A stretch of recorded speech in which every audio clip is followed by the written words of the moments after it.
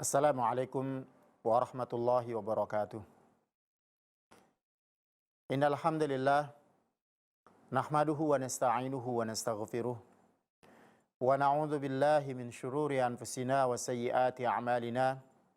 May yahdihillahu fala mudilla lah wa may yudlilhu fala hadiya lah. Asyhadu an la ilaha illallah wahdahu la syarika lah wa asyhadu anna Muhammadan abduhu wa rasuluh la nabiyya wa la rasula ba'dah. Ya ayyuhalladzina amanu taqullaha haqqa tuqatih wa la tamutunna illa wa antum muslimun. Ya ayyuhan nasu taqu rabbakumul ladzi khalaqakum min nafsin wahidah wa khalaqa minha zawjaha wa batha minhuma rijalan katsiran wa nisaa. Wattaqullaha alladzi tasaaluna bihi wal arham innallaha kana 'alaikum raqiba. Ya ayyuhalladzina amanu taqullaha wa qulu qawlan sadida yuslih lakum a'malakum wa yaghfir lakum dhunubakum wa may yuti'allaha wa rasulahu faqad faza fawzan 'azima. Amma ba'd, fa inna asdaqal hadithi kitabullah wa khairal hadi Muhammadin sallallahu alaihi wasallam wa syarral umuri muhdatsatuha wa kulla muhdatsatin bid'ah wa kulla bid'atin dhalalah wa kulla dhalalatin finnar. Ma'asyiral muslimin rahimani wa rahimakumullah. Alhamdulillah, Allah subhanahu wa ta'ala masih memberikan kesehatan kepada kita, waktu yang lapang untuk mempelajari agama Allah subhanahu wa ta'ala dan melakukan ketaatan kepadanya. Maka pujianlah yang pertama kali kita ucapkan, memuji Allah subhanahu wa ta'ala, bersyukur kepada Allahu Rabbul Alamin atas segala yang Allah berikan kepada kita dengan kenikmatan yang tidak akan ada seorang pun yang dapat bisa menghitungnya. Suatu ketika seseorang datang kepada Nabi sallallahu alaihi wasallam meminta nasihat, meminta wasiat dari Nabi sallallahu alaihi wasallam. Lalu Nabi alaihi salatu wassalam memberikan 3 wasiat kepadanya. Yang pertama, Nabi mengatakan, "Idza qumta fi salatika fasalli salata muwaddi'in." Apabila engkau berdiri menegakkan salat, maka salatlah seperti salatnya orang yang akan berpisah, ya, seperti seseorang yang akan meninggalkan sebuah tempat atau berpisah dengan seseorang atau orang lain. Kemudian yang kedua, Nabi sallallahu alaihi wasallam menyebutkan, wala takallam bikalamin ta'tadhiru minhu ghadan. Dan jangan berbicara atau mengucapkan sebuah ucapan yang akhirnya atau keesokan harinya engkau meminta maaf atas ucapan yang telah engkau ucapkan. Lalu yang ketiga, Nabi sallallahu alaihi wasallam mengatakan, wajmil yas mimma fi aidin nas. Ya, jangan berharap atau menginginkan apa yang berada di tangan-tangan manusia atau yang dimiliki oleh manusia. Dari salah satu atau dari 3 wasiat tersebut, salah satunya adalah Nabi sallallahu alaihi wasallam mengungkapkan sebuah ungkapan, ia menasihati sebuah nasihat yang nasihat ini sangat berharga bagi kaum muslimin, bagi umat ini, disebabkan manusia sering tergelincir padanya. Yaitu Nabi mengatakan wala takallam bikalamin ta'tadhiru minhu ghadan. Jangan mengucapkan sebuah ucapan yang keesokan harinya engkau minta maaf terhadap ucapan yang telah engkau lontarkan. Kaum muslimin rahimani wa rahimakumullah. Lisan adalah merupakan nikmat Allah Subhanahu wa taala yang paling besar dan ciptaannya yang paling menakjubkan. Ukurannya memang kecil. Kecil ukurannya, akan tetapi bahayanya besar. Kecil ukurannya, akan tetapi bisa mendatangkan manfaat dan faidah yang besar. Di dalam sebuah hadis, Nabi alaihi salatu wassalam mengungkapkan bahwasannya perkara yang termasuk di antara perkara yang dicintai oleh Allah Subhanahu wa taala adalah perkara yang dilakukan oleh nikmat Allah ini, yaitu lisan. Dari Samurah bin Jundab radhiyallahu anhu, dia berkata, Rasulullah sallallahu alaihi wasallam bersabda, "Ahabbul kalami ilallahi arba'un." Ucapan yang paling disukai oleh Allah ada 4. Subhanallah, Maha suci Allah, walhamdulillah, segala puji bagi Allah, wala ilaha illallah, tiada sesembahan yang berhak untuk disembah dengan benar melainkan Allah, wallahu akbar, Allah maha besar, la yadurruka bi ayyihinna bada'ta, tidak membahayakanmu dari mana saja kamu memulainya. Lisan, kenikmatan yang besar. Sebab hanya kesaksian lisan akan jelaslah seseorang itu nampak apakah dia kufur, terdapat kekufuran, ataukah dia ada keimanan. Dengan lisanlah maka akan nampak seseorang ini dalam kondisi ketaatan ataukah dia dalam kondisi bermaksiat. Manusia banyak yang meremehkan perkara lisan. Banyak yang tidak berhati-hati di dalam menggunakan lisan. Dan seolah-olah dia ibarat panah yang melesat dengan cepat tanpa ditahan atau tanpa ada yang menahannya. Ikhwatal iman, a'azani Allah wa iyyakum. Barang siapa yang melepas ikatan lisan dan dia tidak menjaga lisannya, maka syaitan akan menggunakan kesempatan itu pada setiap medan, setiap arena, dan akan menggiringnya ke pinggir jurang kebinasaan. Manusia tidak akan dicampakkan ke dalam neraka kecuali karena lisannya. Dan manusia tidak akan bisa selamat dari bahaya lisan kecuali hanya orang-orang yang mengendalikannya dan berhati-hati di dalam menggunakannya.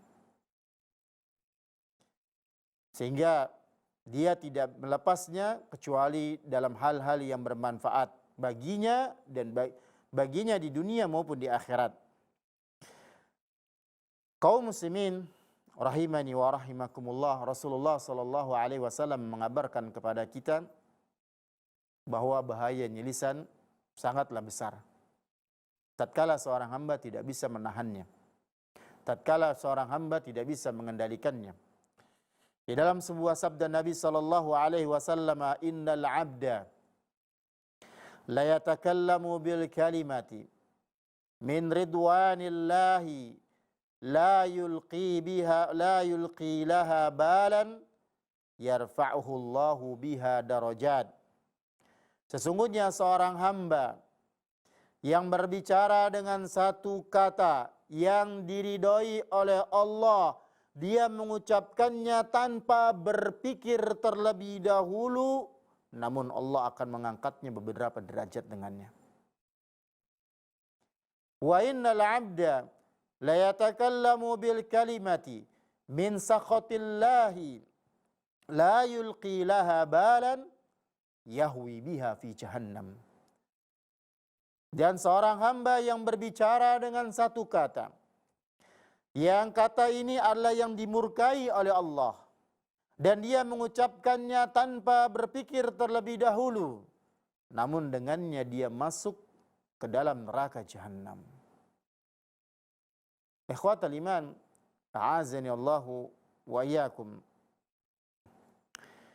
Ada dua orang lelaki dari kalangan Bani Israel yang mereka bersahabat. Mereka bersahabat, salah satu di antara keduanya suka berbuat dosa, suka berbuat maksiat. Dan salah satu di antaranya suka beribadah. Suatu ketika, ya, seseorang yang rajin ibadah ini mengatakan kepada sahabatnya dengan mengatakan, aqsir, tinggalkanlah perbuatan itu. Dan begitu selalu. Hingga pada suatu hari, ya, setelah berlalunya waktu, sahabatnya selalu mengingatkan, aqsir, tinggalkan perbuatan maksiat itu. Hingga datanglah hari di mana pada saat itu sahabatnya yang rajin melakukan ibadah melihat sahabatnya ini sedang berbuat maksiat, sedang berbuat dosa. Lalu dia mengatakan, aqsir, tinggalkanlah perbuatan itu, ya, perbuatan itu. Namun apa yang dikatakan oleh sahabat ini, ya, malah sahabat yang berbuat dosa ini menimpali perkataannya dengan mengatakan, biarkanlah aku, ini urusanku dengan Tuhanku. Biarkanlah aku, ini urusanku dan Rabbku. Apakah engkau diutus untuk mengawasiku? Ya. Abu'ita alayya raqiban? Apakah engkau diutus untuk menjadi pengawas bagiku? Lalu sahabat yang menasihatinya mengatakan, wallahi la yaghfirullahu lak aw la yudkhiluka Allahul jannah. Demi Allah, Allah tidak akan mengampunimu. Allah tidak mengampunimu. Atau Allah tidak akan masukkanmu ke dalam surga. Ikhwan fiddin, maksiat tidak adalah ada tempat yang layak melainkan di neraka. Jadi kayaknya seolah-olah perkataan sahabat ini yang mengatakan dia tidak akan diampuni oleh Allah, dia tidak akan mendapatkan atau dimasukkan ke dalam surga, sepertinya benar. Gitu. Namun kita lanjutkan. Ya, maka orang itu berkata, atau sahabat yang dikatakan, ya, yang dikatakan dia tidak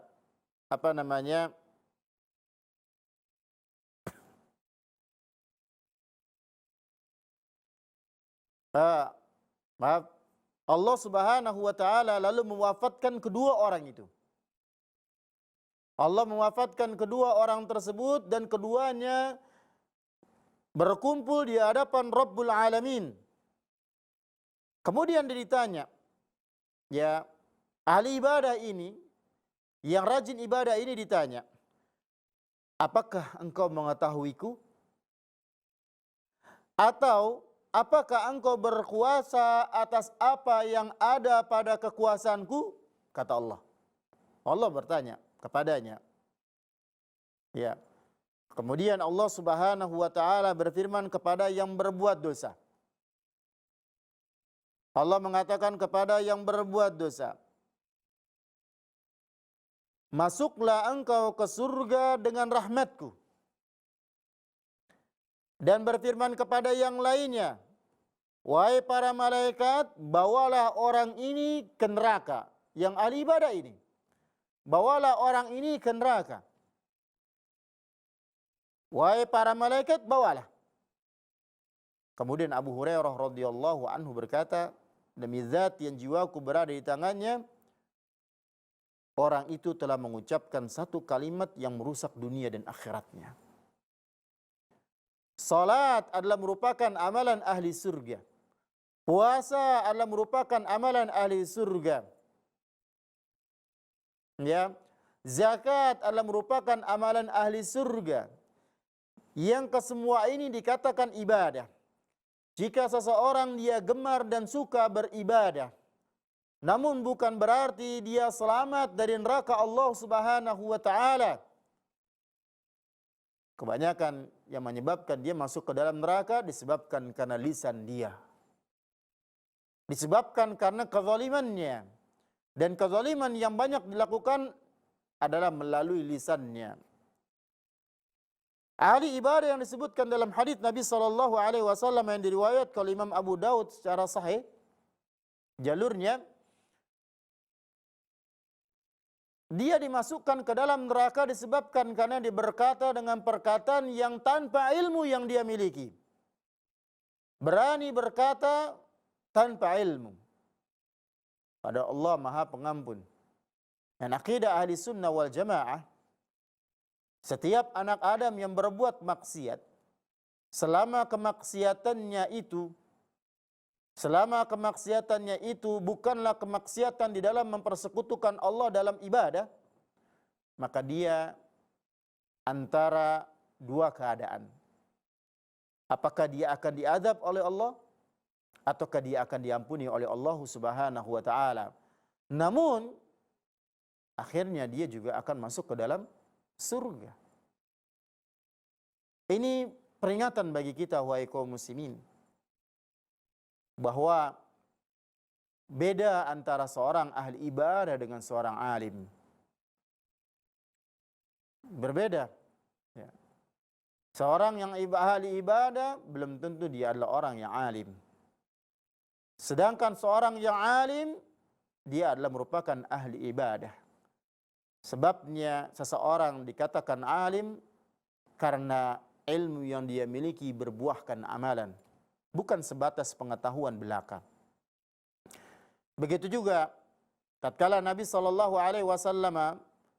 mengatakan tentang orang yang bangkrut. Ya'ti yaumal qiyamati bisalatin wa siyamin wa zakatin.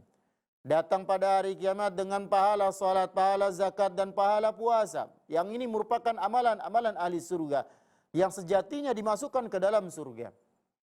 Tetapi waqad syatama hadza wa akala hadza wa safaqa dama hadza wa qadhafa hadza.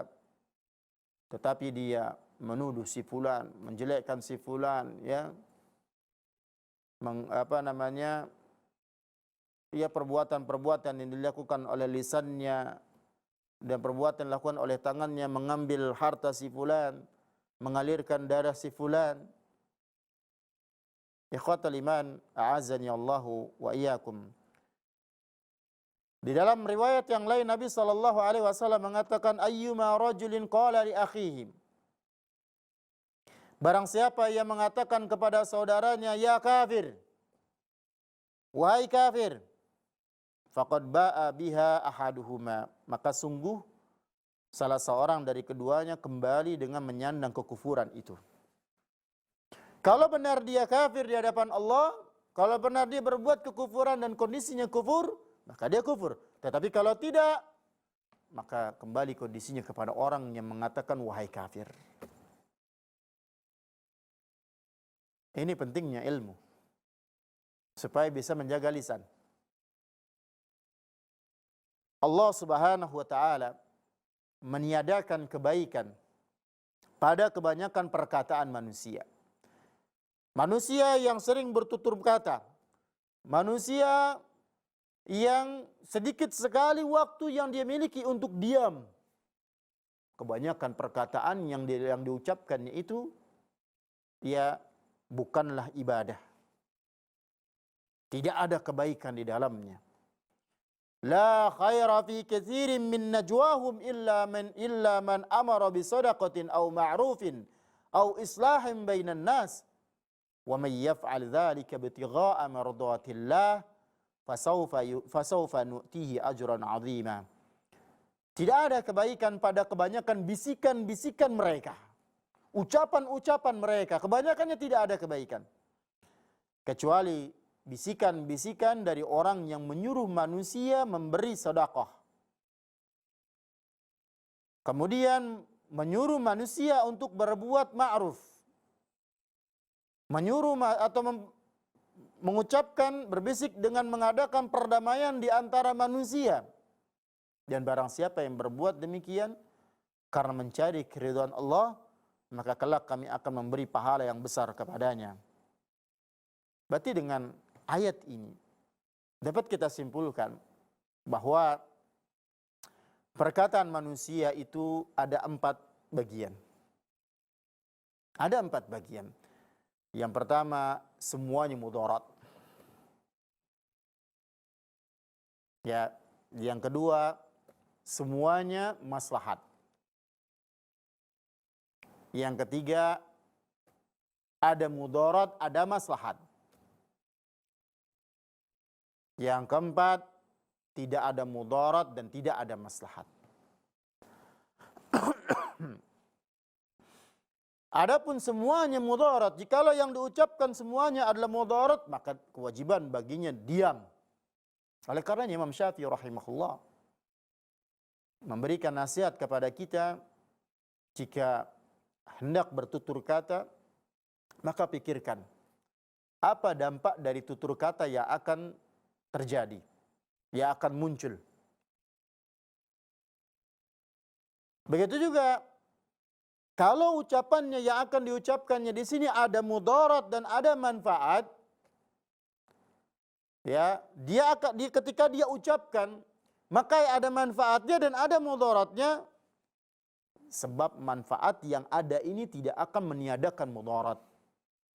Maka kewajibannya sama, diam. Jikalau berkumpul antara manfaat dengan mudarat, maka hindari mudarat. Hingga akhirnya dia tidak melakukan meskipun ada manfaatnya. Ya, sama halnya tatkala berkumpul di dalamnya, ya, kalau dia melakukannya maka dia akan melakukan yang haram padahal ini adalah yang wajib. Ya, seperti seseorang mendakwahkan, menegur saudaranya yang berbuat kesalahan, tatkala dia tegur, nanti akan menimbulkan sesuatu yang Allah haramkan kita untuk jatuh kepadanya. Seperti la tuhliku anfusakum, jangan kalian binasakan diri kalian sendiri. Membinasakan diri adalah haram. Di sisi yang lain, berdakwah, mendakwakan saudaranya yang jelas di depannya adalah berbuat kesalahan, adalah wajib. Apalagi dia memiliki ilmu. Dia orang yang berhak untuk berdakwah. Maka berkumpul di dalamnya antara maslahat dengan mudarat. Maka apa yang harus dilakukan? Tahan dakwahnya. Cari waktu yang tepat, ya, sehingga berbuahkan maslahat.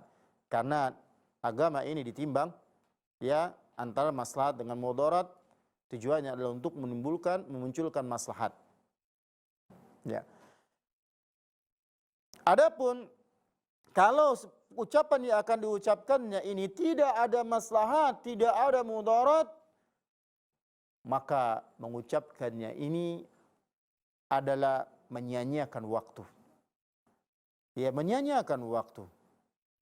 Di mana akan terjadi kerugian pada dirinya, menyibukkan sesuatu yang tidak mendatangkan manfaat pada dirinya. Maka inilah yang sering Nabi SAW katakan dalam riwayat-riwayatnya yang terkadang disertakan dengan sebuah perkara. Seperti salah satunya, man kana yu'minu billahi wal yawmil akhir falyaqul khairan aw liyasmut. Barang siapa yang beriman kepada Allah dan hari akhir, maka katakanlah dengan perkataan yang baik atau diam. Ya. Dan Rasulullah SAW pernah mendapatkan Umar bin Khattab radhiyallahu anhu tatkala itu sedang berjalan di salah satu rombongan, ya, berjalan bersama rombongan dan dia bersumpah dengan nama bapaknya, maka Rasulullah sallallahu alaihi wasallam mengatakan, innallaha yanhaakum an tahlifu bi abaikum. Sesungguhnya Allah Subhanahu wa taala telah melarang kalian untuk bersumpah dengan nama bapak-bapak kalian. Man kana halifan falyahlif billahi aw liyasmut. Barang siapa yang hendak bersumpah maka bersumpahlah dengan nama Allah atau diam. Di sini Allah kaitkan Rasulullah kaitkan atau ya kaitkan kata diam dengan perkara sumpah. Sufyan bin Abdullah Ats-Tsaqafi juga pernah berkata, aku berkata kepada Nabi sallallahu alaihi wasallam, ya Rasulullah, hadithni bi amrin fa'atasimu bihi. Ya Rasulullah, katakanlah kepadaku sesuatu, kemudian aku akan berpegang teguh dengannya. Aku akan jadikan dia sebagai pegangan. Maka Rasulullah alaihi salatu wasallam katakan, Qul Rabbiyallahu tsumma istaqim. Katakanlah Rabbku adalah Allah, kemudian istiqomahlah. Ya Rasulullah, kemudian dia mengatakan lagi, ya Rasulullah, ma akhwafu ma takhafu alayya. Apa yang paling kau khawatirkan terhadap diriku ya Rasulullah? Kemudian Nabi sallallahu alaihi wasallam memegang lisannya. Kemudian mengatakan, hadah, ini.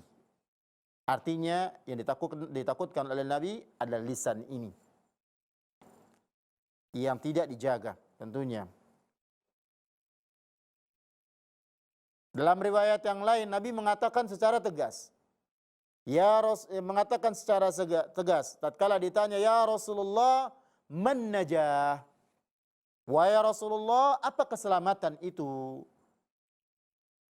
Nah, Nabi mengatakan, amsik alaika lisanak. Ya, jagalah lisan.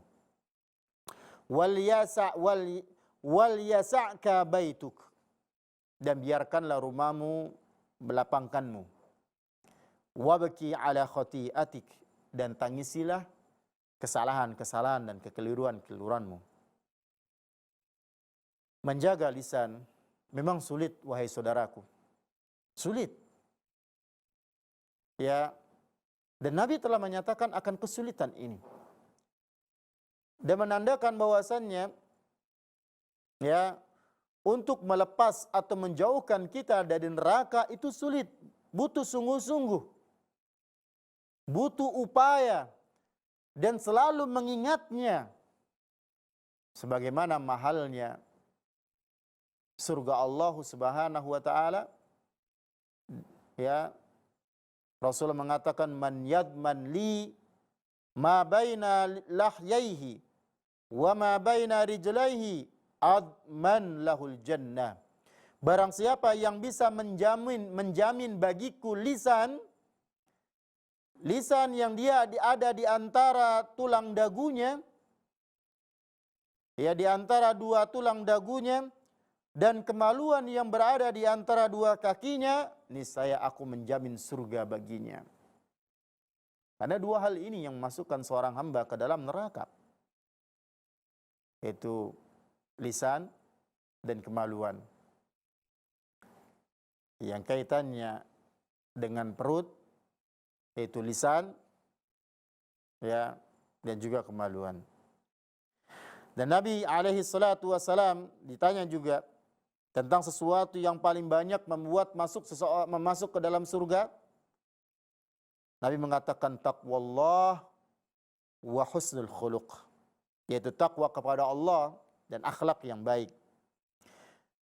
Kemudian ditanya lagi, apa yang membuat orang banyak masuk ke dalam neraka? Nabi mengatakan al-famu wal farj. Al-famu wal farj, yaitu mulut dan kemaluan. Hingga barang siapa ingin selamat, maka kurangilah berbicara. Perbanyaklah amal dan hendaklah kalau ingin berbicara dengan bicara yang disukai oleh Allah Subhanahu wa taala. Dan barang siapa yang berbicara dengan pembicaraan atau ucapan yang Allah sukai, maka dia akan, maksudnya Allah akan mencintainya. Dan perkataan yang paling Allah cintai adalah perkataan yang berbentuk zikir kepada Allah. Ya, perkataan berbentuk zikir kepada Allah ya zikir-zikir seperti subhanallah, alhamdulillah, wala ilaha illallah, Allahu akbar, sebagaimana dalam hadis yang pertama kali kita bacakan tadi. Dan ini adalah kalam, perkataan yang paling dicintai oleh Allah Subhanahu wa taala. Subhanallah itu kalimat yang biasa kita mengartikannya dengan maha suci Allah. Itu kalimat yang Allah Subhanahu wa taala ridhai, kalimat itu untuk Allah. Kalimat yang Allah Subhanahu wa taala wasiatkan kepada hambanya, yang artinya berarti menjauhkan Allah dari memiliki keturunan, dari memiliki bapak, dia memiliki istri, dan juga dari memiliki hal-hal yang merupakan kecacatan baginya. Maha suci Allah dari itu semua. Bertasbih, mengucapkan subhanallah kepada Allah Subhanahu wa taala, ini adalah merupakan kewajiban seluruh makhluk. Seluruh yang ada di muka bumi ini, bumi dan di langit adalah makhluk Allah Subhanahu wa taala, dan Allah wajibkan kepada semuanya untuk bertasbih kepada Allah Rabbul Alamin. Allah perintahkan burung untuk bertasbih. Allah mewajibkan gunung, ya benda-benda yang padat, yang tidak bergerak, ya untuk bertasbih. Bahkan sampai kepada arsy Allah dan malaikat diwajibkan baginya bertasbih. Allahu Rabbul Alamin di dalam firman-Nya, "Tusabbihu lahus samawati sab'u wal ardu wa man fihin. Wa in min syai'in illa yusabbihu bihamdihi walakin la tafqahuna tasbihahum. Innahu kana haliman ghafura." Langit yang 7, bumi dan semua yang ada di dalamnya bertasbih kepada Allah, dan tidak ada suatu pun melainkan bertasbih dengan memuji Allah. Tetapi kamu sekalian tidak mengerti bagaimana tasbih mereka. Tidak mengerti tasbih mereka. Sesungguhnya Dia adalah Maha Penyantun lagi Maha Pengampun. Alam tara anna Allah yusabbihu lahu man fis samawati wal ardi wat tayru saffat. Kullun qad alima salatahu wa tasbihahu. Wallahu alimun bima yaf'alun. Tidakkah kamu tahu bahwasanya sesuatu yang ada di langit dan di bumi, dan juga burung dengan mengembangkan sayapnya bertasbih kepada Allah. Masing-masing telah mengetahui cara salat dan tasbihnya. Dan Allah Maha mengetahui apa yang mereka kerjakan.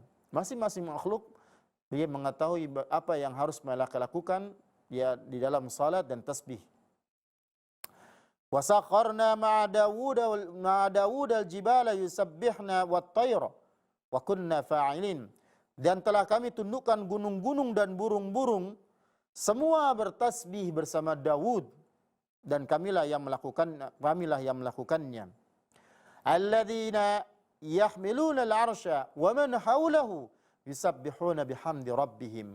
Malaikat-malaikat yang memikul arsy dan malaikat yang berada di sekeliling arsy bertasbih memuji Rabbnya. Ikhwan fiddin, a'azani Allah wa iyyakum. Dan hanya orang-orang yang sombong, hanya makhluk yang sombong yang tidak bertasbih kepada Allahu Rabbul Alamin. Karena para rasul ya dan orang-orang yang beriman adalah makhluk yang juga diperintahkan untuk bertasbih kepada Allah Subhanahu wa taala. Fasabbih bihamdi rabbikal azim. Ya fasabbih bismi rabbikal azim, fasabbih isma rabbikal a'la, dan begitu seterusnya. Dan tasbih faidahnya diantaranya adalah membuat seseorang merasa tenang. Ketika Allah Subhanahu wa taala perintahkan untuk bersabar. Fasbir ala ma yaquluna wasabbih bihamdi rabbika qabla tulu'i syamsi wa qabla ghurubiha. Maka bersabarlah kamu atas apa yang mereka katakan. Dan bertasbihlah memuji Rabbmu sebelum matahari terbit dan sebelum terbenamnya. Dan bertasbih pula lah pada waktu-waktu yang di malam hari. Wa min ana'il laili wasfasabbih wa atrafan nahari la'allaka tarda. Dan pada waktu di siang hari supaya kamu merasa tenang. dan merasa senang. Ikhwatal iman, a'azani Allah wa iyyakum. Dan di antara zikir pagi petang terdapat tasbih kepada Allah Subhanahu wa taala. Kaum muslimin rahimani wa rahimakumullah.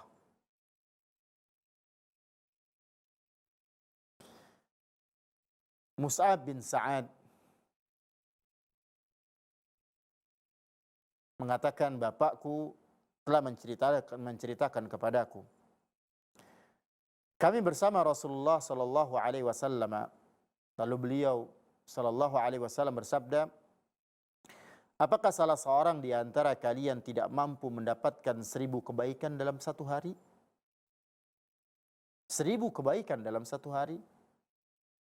Kemudian ada salah seorang yang duduk, dia bertanya, bagaimana cara salah seorang di antara kami mendapatkan 1000 kebaikan? Kan banyak 1000 kebaikan ini. Maka Rasulullah sallallahu alaihi wasallam menjawab, dia bertasbih 100 kali, maka akan dicatat baginya 1000 kebaikan atau dihapus darinya 1000 kesalahan. Subhanallah. Bertasbih kepada Allah Subhanahu wa taala.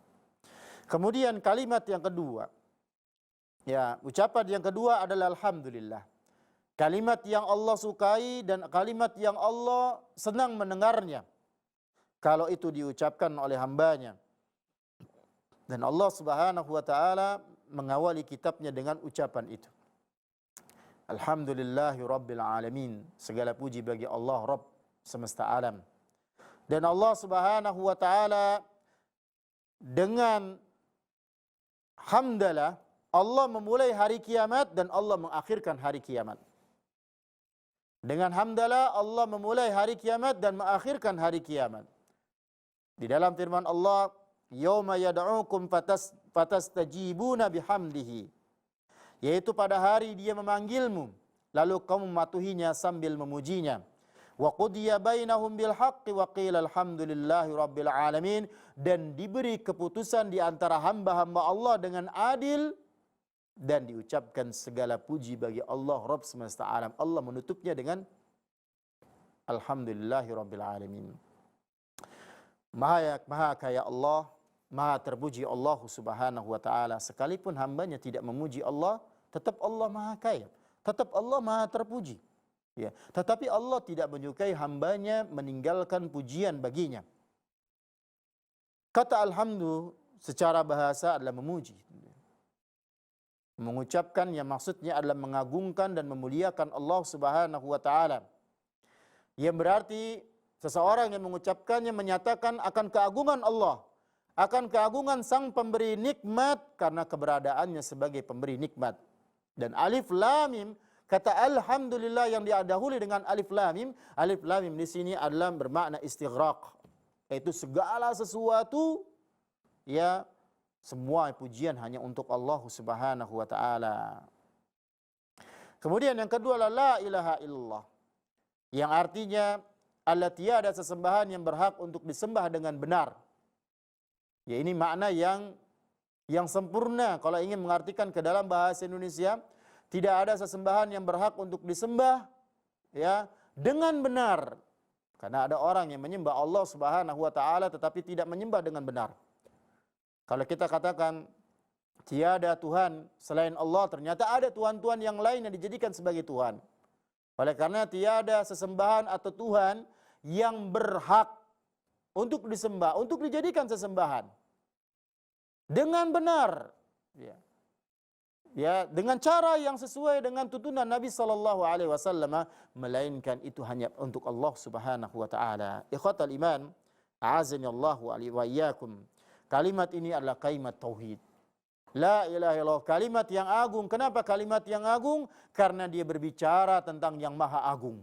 Segala sesuatu yang dia berkaitan dengan Allah Subhanahu wa taala, maka dia akan menjadi sesuatu yang agung. Dia akan menjadi sebuah perkara yang paling besar di antara perkara-perkara yang ada.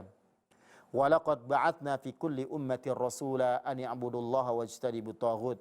Dan sesungguhnya kami telah mengutus setiap rasul pada tiap umat-umat untuk menyerukan sembahlah Allah saja dan jauhilah taghut. Dan inilah karenanya Allah turunkan Al-Quran. Karena la ilaha illallah dan makna yang terdapat di dalamnya, kandungan yang ada di dalamnya, Allah utus para rasul yang karenanya Allah ciptakan manusia dan jin, dan Allah ciptakan makhluknya. Wa ma arsalna min qablika min rasulin illa nuhi ilayya annahu la ilaha illa ana fa'budun.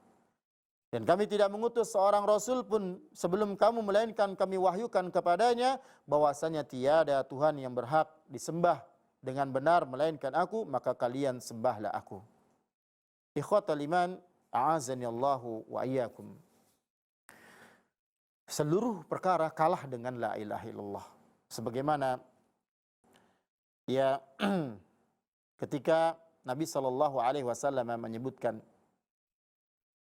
tentang salah satu di antara yang terjadi pada hari kiamat, bahwa akan di hadapan seluruh makhluk. Ya, akan di hadapan seluruh makhluk dan dipanggil seseorang dari umat Nabi Muhammad SAW pada hari kiamat. Kemudian dibentangkan baginya lembaran catatan-catatan amalannya sebanyak 99 catatan. Dan setiap catatan yang ada, lebarnya, panjangnya, ya sepanjang penglihatan, sejauh mata memandang. Kemudian Allah Subhanahu wa taala berfirman, apakah engkau memungkiri? Apakah engkau mengingkari catatan-catatan ini? Kemudian dia menjawab, la ya Rabb, tidak ya Rabb. Kemudian Allah Subhanahu wa taala berfirman, apakah kamu punya alasan? Ya. Kemudian dia mengatakan tidak ya Rabb. Apakah malaikat pencatat ini menzalimu? Dia mengatakan tidak ya Rabb. Punya alasan? Tidak ya Rabb. Ya. Kemudian Allah Subhanahu wa taala mengatakan sesungguhnya kamu punya satu kebaikan. Sesungguhnya kamu punya satu kebaikan yang berada di sisiku, yang pada hari ini engkau tidak akan dizalimi dengan satu kebaikan ini. Apa itu kebaikannya? Adalah dia mentauhidkan Allah Subhanahu wa taala dan dia tidak berbuat syirik. Dia tidak berbuat syirik. Kemudian Allah Subhanahu wa taala mengeluarkan kartu yang bertuliskan asyhadu an la ilaha illallah wa anna Muhammadan abduhu wa rasuluh. Kemudian Allah Subhanahu wa taala berfirman, hadirkanlah timbangan. Ya Rabb, hamba ini mengatakan, ya Rabb, apa artinya kartu ini dibandingkan dengan catatan yang begitu banyak ini?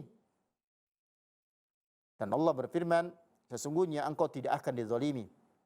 Rasulullah sallallahu alaihi wasallam kemudian menjelaskan bahwa catatan amalan yang sebanyak tadi itu diletakkan dalam satu daun timbangan, kemudian kartu bitaqah la ilaha illallah atau syahadat tersebut diletakkan pada daun timbangan yang lainnya, dan ternyata catatan itu ringan dan beratlah ya kartu syahadat tersebut, ya lebih berat dibandingkan dengan catatan amalan tersebut, hingga dia mendapatkan rahmat Allah Subhanahu wa taala. Ikhwatal iman, a'azani Allahu wa iyyakum, perbanyak mengucapkan la ilaha illallah wahdahu la syarika la lahul mulku wa lahul hamdu wa huwa ala kulli syai'in qadir. Ya, niscaya kita menjadi orang-orang yang mencintai akan kalimat tauhid. Dan yang terakhir adalah mengucapkan Allahu Akbar. Mengucapkan Allahu Akbar, yaitu Allah Maha Besar, Allah Maha Gagah, Allah Maha Agung. Wa qul alhamdulillahilladzi lam yattakhidh walada wa lam yakul lahu syarikun fil mulki wa lam yakul lahu waliyyun minadh-dhul wa kabbirhu takbira. Dan katakanlah segala puji bagi Allah yang tidak mempunyai anak dan tidak memiliki sekutu dalam kerajaannya, dan dia bukan pula hina dan memerlukan pertolongan, memerlukan penolong, dan agungkanlah dia dengan pengagungan yang sebesar-besarnya. Maksudnya mengagungkan Allah, membesarkan Allah dengan sifat-sifat yang agung, menyanjungkan Allah dengan nama-namanya yang paling baik, memuji perbuatan-perbuatan Allah yang Allah Subhanahu wa taala disucikan dalam setiap kekurangan. Akhirnya, wahai kaum muslimin, untuk mengakhiri pembahasan kita pada kali ini, jadilah kita menjadi orang yang senantiasa membiasakan diri untuk mengucapkan kalimat-kalimat thayyibah, mengucapkan kata-kata yang baik. Ya, ketika dalam kondisi lapang, tidak ada kerjaan, daripada memikirkan sesuatu yang tidak jelas, angan-angan yang tak kunjung datang, lebih baik kita menghabiskan waktu kita dengan berzikir kepada Allah. Subhanallah, walhamdulillah, wala ilaha illallah, Allahu akbar. Dari manapun yang kita mulai, mau Allahu akbar dulu ataupun dari tempat mana, insyaallah ini akan dicintai oleh Allah Subhanahu wa taala. Begitu juga kalimat-kalimat yang lain yang menyertai lisan kita. Tatkala kita berjumpa dengan saudara kita, doakan dia. Tatkala kita mendengar saudara kita sakit, doakan dia. Tatkala kita meminjam sesuatu dari saudara kita, doakan dia karena dia telah berbuat baik kepada kita. Jadikan diri kita adalah orang yang selalu berusaha untuk mengurangi kata-kata, ungkapan-ungkapan yang keluar dari lisan, dari perkataan-perkataan yang tidak ada manfaatnya, mengurangi akan hal itu. Semoga Allah memberikan taufik dan hidayah kepada kita. Kita akhiri dengan subhanaka Allahumma bihamdika asyhadu an la ilaha illa anta astaghfiruka wa atubu ilaik. Wassalamualaikum warahmatullahi wabarakatuh.